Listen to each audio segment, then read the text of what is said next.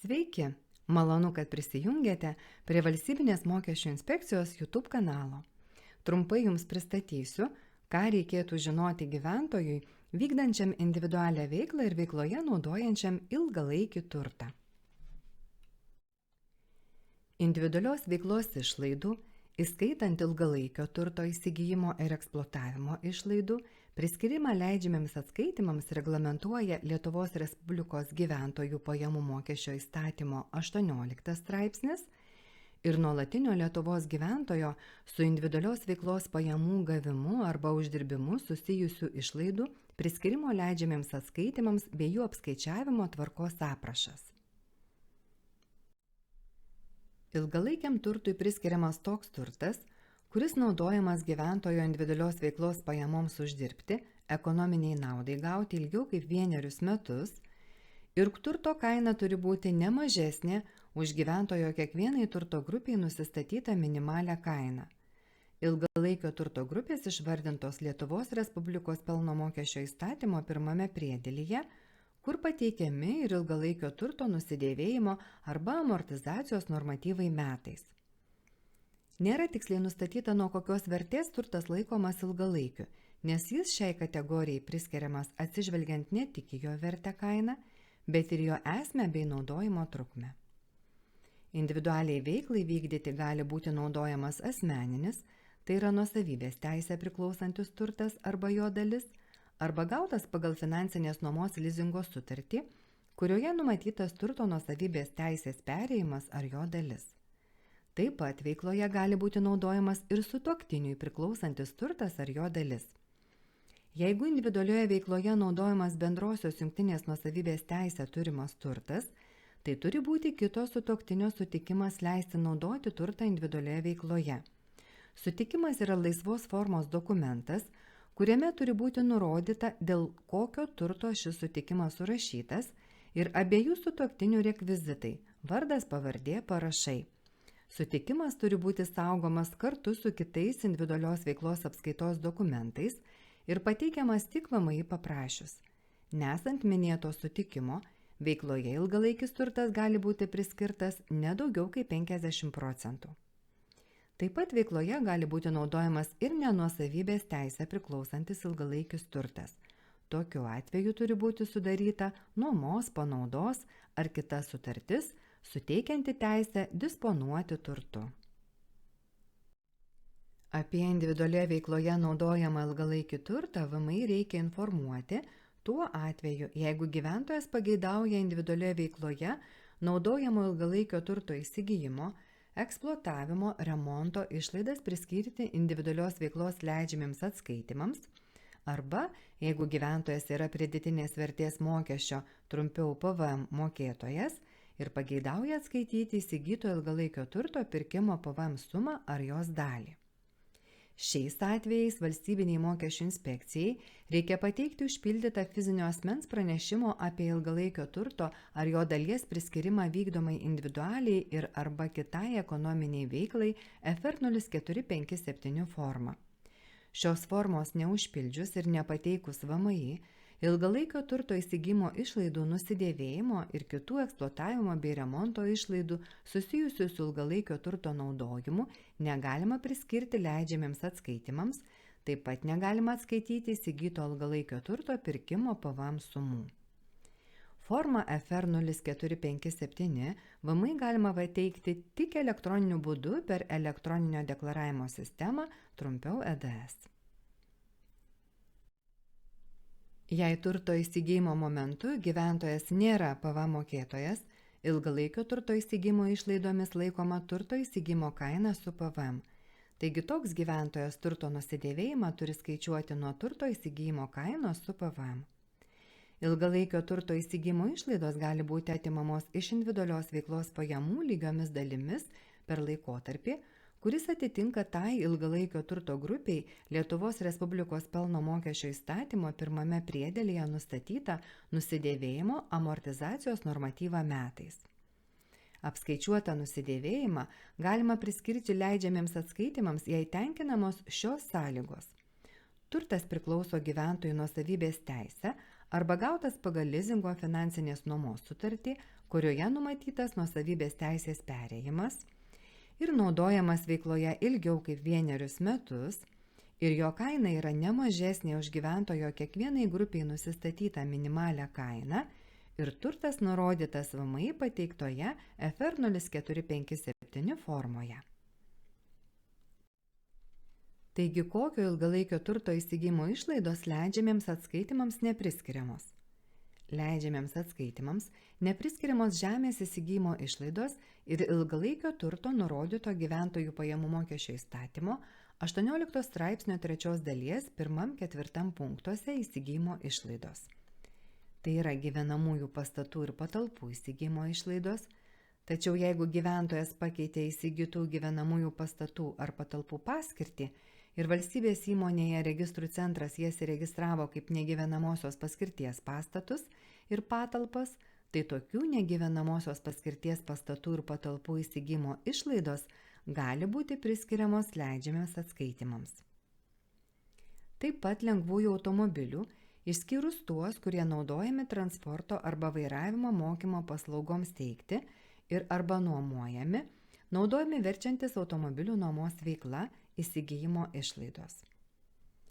Kompiuterių programų susikūrimo išlaidos bei kompiuterių programų įsigijimo išlaidos, jeigu šios programos yra įsigytos iš asocijuotų asmenų arba yra įsigytos iš vienetų įregistruotų ar kitaip organizuotų tikslinėse teritorijose arba gyventojų, kurių nuolatinė gyvenamoji vieta yra tikslinėje teritorijoje. Ilgalaikio turto nusidėvėjimo suma apskaičiuota pagal nustatytus nusidėvėjimo normatyvus leidžiamiems atskaitimams gali būti priskiriama nuo to mėnesio, kurį ilgalaikis turtas pradėtas naudoti individualioje veikloje ir VMI pateikta forma FR 0457. Jeigu ilgalaikis turtas priskiriamas individualios veiklos turtui ne tą patį mokestinį laikotarpį, kalendoriniais metais, kurį įsigytas, nustatant to turto įsigymo išlaidas, kurios gali būti atskaitomos iš pajamų, turi būti skaičiuojamas sąlyginis nusidėvėjimas. Tai yra ilgalaikio turto įsigymo kaina, turi būti sumažinta kainos dalimi, kurie atitinka to ilgalaikio turto sąlyginio nusidėvėjimo sumą. Sąlyginis nusidėvėjimas pradedamas skaičiuoti nuo kito mėnesio 1 dienos po turto įsigijimo ir skaičiuojamas iki tų kalendorinių metų pabaigos, kuriems pasibaigus ilgalaikis turtas deklaruojamas kaip individualios veiklos turtas.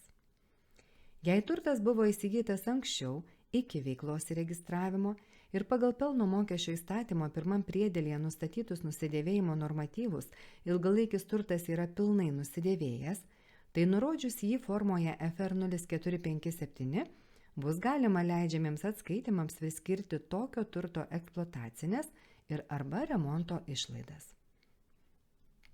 Dar svarbu paminėti ir tai, kad jeigu įsigyjant ilgalaikį turtą naudojama individualioje veikloje buvo gautos nacionalinio biudžeto, valstybinio socialinio draudimo fondo biudžeto, privalomojo sveikatos draudimo fondo biudžeto, kitų valstybės pinigų fondų, savivaldybių fondų, ES lėšų ir kitos finansinės paramos suma, tai ilgalaikio turto įsigymo išlaidos turi būti sumažintos tam tikslui gautomis lėšomis ar gauta parama.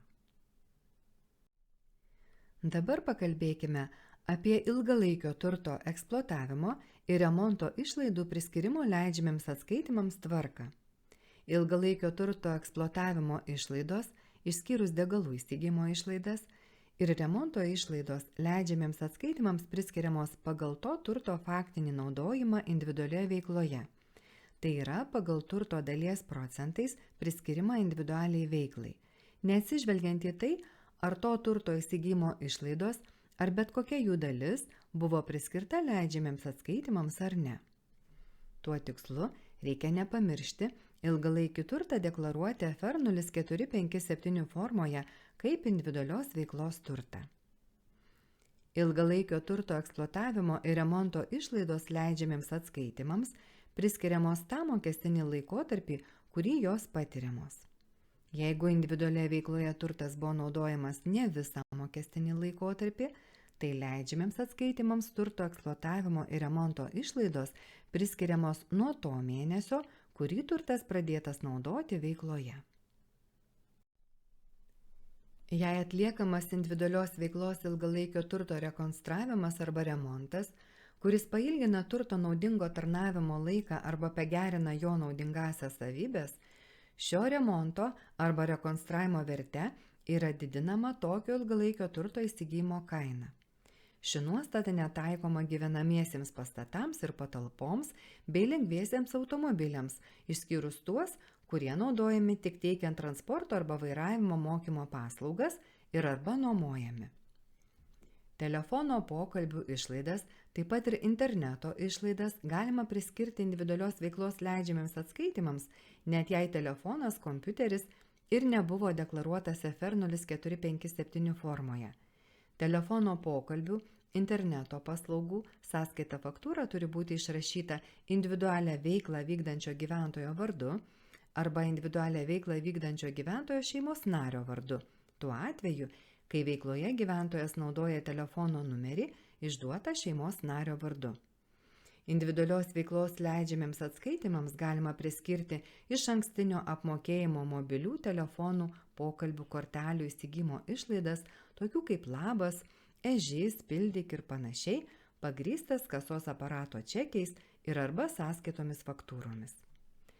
Kompiuterinių programų įsigijimo ir interneto ryšio paslaugų išlaidas galima priskirti individualios veiklos leidžiamiems atskaitimams, jei kompiuterinės programos, kaip ilgalaikis turtas naudojamas individualioje veikloje, yra nurodytos FR 0457 formoje, o pats kompiuteris FR 0457 formoje nenurodytas.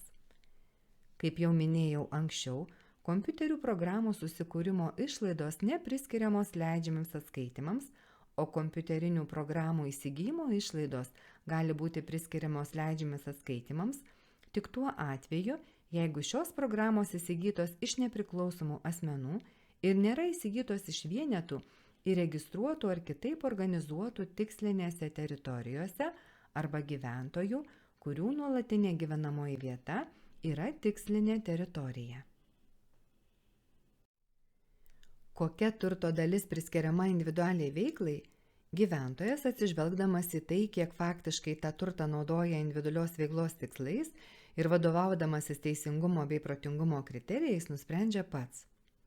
Veiklai priskirta dalis gali būti nustatoma, pavyzdžiui, pagal tai, kiek laiko turtas naudojamas asmeniniais tikslais ir kiek vykdant individualią veiklą. Kai ilgalaikis turtas naudojamas ne tik individualioje veikloje, bet ir asmeniniais tikslais, maksimaliai įsigijimo išlaidoms priskiriama turto įsigijimo kainos dalis negali viršyti 90%, išskyrus mobiliojo ryšio priemonės, kurių išlaidoms priskiriama įsigijimo kainos dalis negali viršyti 50%. Kiek kitaip individualios veiklos leidžiamiems atskaitimams priskiriamos degalų įsigijimo išlaidos. Degalų įsigijimo išlaidas priskirti leidžiamiems atskaitimams galima tuo atveju, jeigu transporto priemonė deklaruota VMI pateiktoje FR 0457 formoje ir turi būti atsižvelgiama į tai, kiek degalų įsigijimo išlaidos yra susijusios su individualios veiklos pajamų uždirbimu, o ne pagal automobilio naudojimo procentą nurodytą FR 0457 formoje. Taigi, degalų įsigijimo išlaidos leidžiamiems atskaitimams priskiriamos pagal faktiškai nuvažiuotam, siejamam su pajamų uždirbimu, atstumui tenkantį degalų kiekį, neviršijantį norminio kiekio. Degalų pirkimas turi būti pagrįstas juridinę galią turinčiomis sąskaitomis faktūromis, PVM sąskaitomis faktūromis arba kasos aparato kvitais, jei kvito suma neviršyja 290 €, įskaitant PVM, ir jame yra rekvizitas, pagal kurį galima identifikuoti pirkėją, pavyzdžiui, vardas pavardė, individualios veiklos pažymos numeris arba atsiskaitimas įvykdytas banko kortele. Be to, reikia ne tik pagrįsti faktą, kad degalų išlaidos yra patirtos, bet ir įrodyti, koks degalų kiekis sunaudotas vykdant individualią veiklą. Todėl savo pasirinkta ir suprantama forma reikia fiksuoti individualioje veikloje naudojamos transporto priemonės panaudojimo ir degalų suvartojimo duomenis. Pavyzdžiui, pildyti laisvos formos degalų panaudojimo apskaitos dokumentus, aktus, pažymas ir kita. Degalų sunaudojimo normą galima nusistatyti pačiam veiklą vykdančiam gyventojui, atsižvelgiant į gamintojo nurodytus transporto priemonės techninius duomenis. Nusistatytą degalų normą rekomenduojama pasitvirtinti pažymą ar kitu laisvos formos dokumentu. Dabar pateiksiu pavyzdį, pagal kurį užpildysime FR 0457 formą.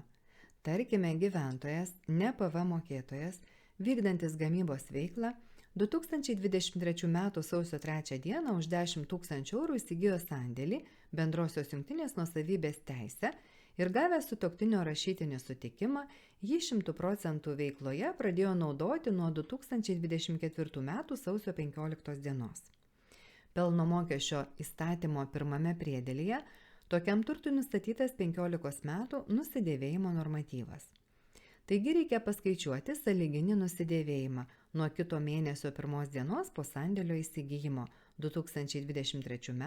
vasario 1 dienos iki mokestinio laikotarpio pabaigos iki 2023 m. gruodžio 31 dienos. Sandėlio įsigijimo kaina 10 000 eurų daliname iš nusidėvėjimo normatyvo 15 metų, gautą sumą daliname iš 12 mėnesių ir dauginame iš 11 mėnesio ir gauname sąlyginio nusidėvėjimo sumą 611 eurų 11 centų, kuria mažinama sandėlio įsigijimo kaina. Įvertinus sąlyginį nusidėvėjimą, apskaičiuota turto įsigijimo kaina, nuo kurios bus skaičiuojamas nusidėvėjimas, 9 388 eurai 89 centai. Nusidėvėjimui skaičiuoti kaina suapvalinama iki 9 389 eurų.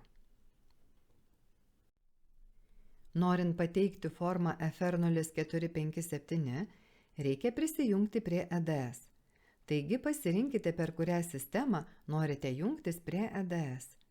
Prisijungti galima per išorinės sistemas, pavyzdžiui, naudojantis elektroninę bankininkystę, elektroniniais valdžios vartais, taip pat su VMI suteiktomis prisijungimo priemonėmis, naudotojo vardu ir slaptažodžiu, bei su elektroniniu parašu, naudojantis stacionariąją arba mobiliąją pasirašymo infrastruktūrą.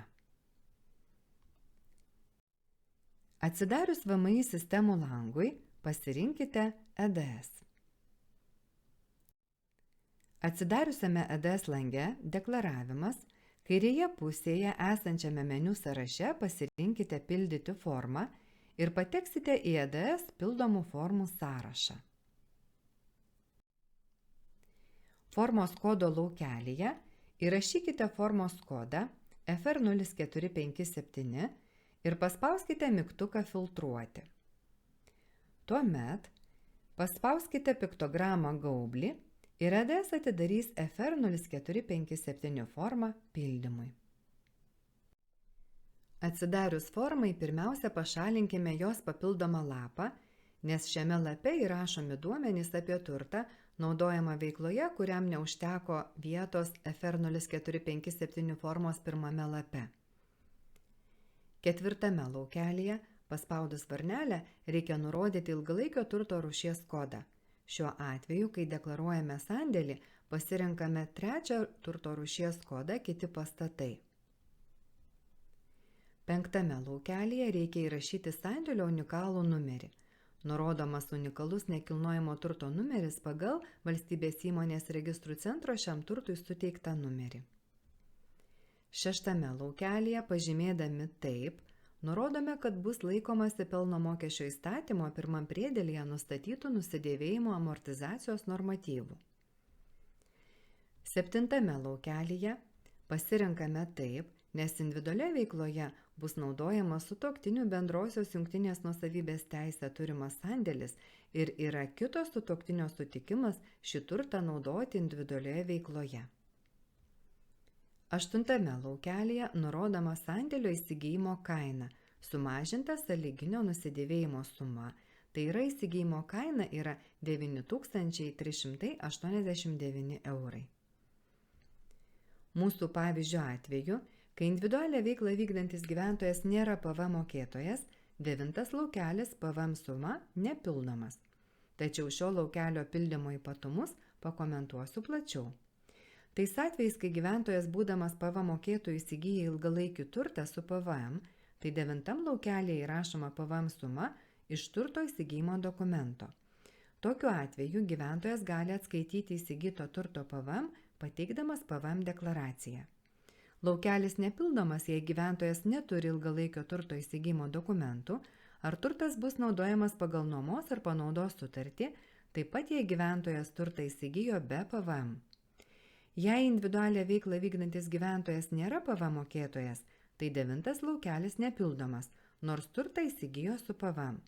Tačiau įsiregistravęs PVM mokėtojų turės teisę atskaityti to savo PVM apmokestinamoje veikloje naudojamo ilgalaikio turto, kurį nurodė iki įsiregistravimo PVM mokėtojų pateiktoje FR 0457 formoje. 10 laukelyje nurodoma turto įsigijimo data. Laukelis nepildomas, jei gyventojas neturi įsigijimo dokumentų arba turtas bus naudojamas pagal nuomos ar panaudos sutartį. 11 laukelyje nurodoma ilgalaikio turto dalis, kuri priskiriama individualiai ir arba ekonominiai veiklai vykdyti procentais. Pavyzdžio atveju, sandėlis bus naudojamas tik individualioje veikloje, todėl gali būti nurodoma 100%. Na ir 12 laukelyje nurodoma data, nuo kurios ilgalaikis turtas pradėtas naudoti individualioje veikloje. Užpildę privalomus formos laukus ir norėdami pasitikrinti, ar duomenys užpildyti teisingai, viršuje esančioje meniu juostoje spauskite mygtuką, raudoną šauktuką klaidų tikrinimas. Jei formoje yra klaidų ar perspėjimų, jie parodomi formos apačioje. Formą galima pateikti tik tada, kai joje nebelieka klaidų, kurios žymimos raudona vėliavėle. Jei formoje yra perspėjimų pažymėtų geltona vėliavėle, būtina atkreipti dėmesį į tam tikrus laukus perspėjimus, bet tokią formą teikti galima. Pateiktu atveju galima paspausti pateikti deklaraciją. Galutinėme formos pateikimo žingsnyje reikia patvirtinti formoje nurodytų duomenų teisingumą. Pateiksiu dar vieną pavyzdį, pagal kurį papildysime FR 0457 formą. Tas pats gamybos veiklą vykdantis gyventojas, ne PVM mokėtojas, 2024 m. vasario 20 d. už 2600 eurų su PVM įsigijo kompiuterį ir iš karto jį 100% pradėjo naudoti individualioje veikloje. Pagal ilgalaikio turto nusidėvėjimo amortizacijos normatyvus šis turtas gali būti nudėvimas per 3 metus, 36 mėnesius. Taip pat gyventojas savo veikloje tą patį vasario mėnesį pradėjo naudoti ir lengvąjį automobilį. Automobilis naudojamas ne tik veiklos, bet ir asmeniniais tikslais. Kadangi FR 0457 formoje turi būti įrašomi duomenys apie visą formos pateikimo metu individualioje ir arba kitoje ekonominėje veikloje naudojama ilgalaikį turtą, tai mūsų pavyzdžio atveju naujai teikiamoje formoje turi būti nurodomas visas pateikimo metu veikloje naudojamas turtas. Tai yra sandėlis, kompiuteris ir lengvasis automobilis. Kadangi automobilis naudojamas ne tik individualioje veikloje, bet ir asmeniniais tikslais, tai 11 laukelyje nurodomas šio turto naudojimo veikloje procentas. Automobilio eksploatavimo išlaidos bus priskiriamos leidžiamiems atskaitimams pagal šio turto faktinį naudojimą individualioje veikloje. Tačiau primenu, kad kuro išlaidos leidžiamiems atskaitimams priskiriamos pagal faktiškai nuvažiuotam, siejamam su pajamų uždirbimu, atstumui tenkantį degalų kiekį, neviršijantį norminio kiekio. Forma FR 0457 turi būti pateikiama kiekvieną kartą prieš pradedant individualioje ar ekonominėje veikloje naudoti ilgalaikį turtą arba šioje veikloje nustojus jį naudoti. FR 0457 forma turėtų būti pateikta iki mėnesio, einančio po mėnesio, kurio šio turto gyventojas nebelaiko individualios veiklos turtu arba pasikeitė ilgalaikio turto naudojimo sąlygos paskutinės dienos. Kaip jau minėjau, FR 0457 forma gali būti pateikiama ne tik vykdomos individualios veiklos tikslais, bet ir gyventojo vykdančio bet kokią ekonominę veiklą PVM tikslais dėl PVM atskaitos. Tačiau pateikus FR 0457 formą individualios veiklos tikslais, papildomai jos teikti PVM tikslais nereikia ir atvirkščiai. PVM mokėtojas, jeigu teikia formą tik dėl PVM atskaitos, ją gali pateikti kartu su PVM pusmečio deklaracija iki Liepos 25 dienos arba sausio 25 dienos. Tačiau, kai mokestinis laikotarpis yra mėnuo, tai forma FR 0457 dėl tame mėnesyje įsigyto ilgalaikio turto PVM atskaitos pateikiama iki kito mėnesio 25 dienos. VMI pateikiant formą FR 0457 ilgalaikio turto įsigijimo ar kitų perėmimo dokumentų prie formos pateikti nereikia. Šie dokumentai turi būti saugomi kartu su kitais individualios veiklos apskaitos dokumentais pajamoms ir išlaidoms pagrįsti teisės aktuose nustatytą laiką. Jie pateikiami tik mokesčių administratoriui pareikalavus. FR 0457 formoje sumos nurodomos tik eurais ir įrašomos sumos turi būti apvalinamos. Kai FR 0457 formoje taisomos užpildytos klaidos, turi būti pateikta naujai užpildyta FR 0457 forma. Naujai užpildyta FR 0457 forma VMI turi būti pateikta ir tais atvejais, kai keičiasi priskirto ilgalaikio turto naudojimo sąlygos. Pavyzdžiui, pasikeitė naudojamo ilgalaikio turto procentinė dalis, kai įgyjama ar perleidžiama priskirto ilgalaikio turto dalis, nebeskaičiuojamas ilgalaikio turto nusidėvėjimas amortizacija arba pradedama skaičiuoti nusidėvėjimas amortizacija jau priskirto ilgalaikio turto ir panašiai. Esant šiems atvejams, FR 0457 forma turėtų būti pateikta iki mėnesio, einančio po mėnesio, kurio šio turto gyventojas nebelaiko individualios veiklos turtu arba pasikeitė ilgalaikio turto naudojimo sąlygos paskutinės dienos. FR 0457 forma kiekvieną kartą teikiama visiškai užpildyta, tai yra joje turi būti įrašomi duomenys apie visą formos pateikimo metu individualioje ir arba kitoje ekonominėje veikloje naudojama ilgalaikį turtą ir apie turtą, kuris bus priskirtas individualiai ir arba ekonominiai veiklai nuo šios formos pateikimo ir apie turtą, kuris nebelaikomas individualios veiklos turtu nuo mėnesio, kurį ši forma pateikiama. Jeigu gyventojas, kuris buvo pateikęs FR 0457 formą, nustatyta tvarka nutraukia vykdomą individualią veiklą, tai jis tokiu atveju turi naujai pateikti FR 0457 formą, kurioje turi nurodyti viso turto, kuris buvo priskirtas individualiai veiklai naudojimo pabaigą. Visą aktualią informaciją mokesčių klausimais galite rasti mūsų interneto svetainėje, o mokomieji elektroniniai įrašai skelbiami mūsų YouTube kanale. Su asmeninė informacija galite susipažinti prisijungę prie mano VMI.